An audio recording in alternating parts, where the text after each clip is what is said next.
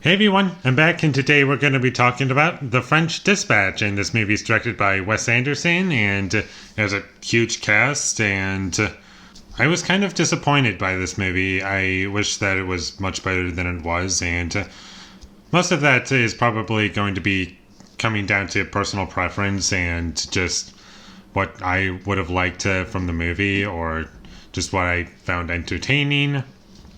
And what I like about this movie are the performances. They're great. There wasn't a bad performance in this movie, and there's some really fun jokes, and there's lots of really great scenes in this movie. This movie looks great. It has the look of every Wes Anderson movie that I have seen. It's very symmetrical, and whenever there's movement in his shots, it's always very precise. I like all of that, but unfortunately, when it comes to entertainment, I enjoyed half of the movie. And this movie has pretty much 4 different storylines going on, and I enjoyed 2 of them. The first storyline that was in the beginning about a prisoner who was an artist, and that one was the best one for me, and I liked the story with Bill Murray and the joke of no crying. That was pretty funny.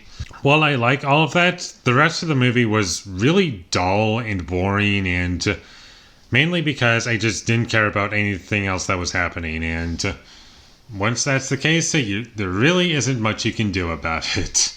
I'm really struggling to pinpoint why it was boring to me, other than it just didn't click with me. Like, I didn't find the jokes funny, and I don't know, maybe it was the characters, maybe it was just the story and as to like what was going on, or maybe it was that I was just so attached to what was happening on in that first storyline so much that I just wanted it to be the whole movie, if not most of the movie. But once it stops, it just and goes in a different direction. It kind of loses me, and there are definitely movies that have done this kind of thing where they just stop focusing on a certain character and introduce you to a new character for the rest of the movie. Like Alfred Hitchcock's Psycho does that, and Quentin Tarantino's Death Proof does that, and some other movies that I probably am not thinking about at the moment. But point is, that's happened before. But unfortunately, the difference between those movies and this movie is that I was not invested, and the dialogue was not grabbing me. And if all there is to enjoy about the movie is just the visual presentation and that alone, then there isn't really much for me. If there's going to be a lot of dialogue and a lot of like character moments like in a Wes Anderson movie, and it just didn't grab me until the last 20 minutes is where it got better for me, and I started to enjoy the movie more. Don't ask why, it just happened. There's nothing offensively bad in this movie, it just half of it didn't connect with me from a storytelling. When it came to the story, sorry. But there's definitely a lot to appreciate within this movie. There's lots of great elements in this movie. It's just entertainment-wise, it's kind of difficult for me to come back to this movie. I'm probably never going to watch it again. Maybe one day, because I would like to give it a second chance, and maybe I'll do a ranking of all of Wes Anderson's movies. But that would be the only reason as to why I would rewatch it. But aside from that, there just wasn't much for me outside of the first 30 minutes of this movie. I think it was like the first 40, actually, now that I think about it. Once we get past that, that's when the movie goes downhill for me.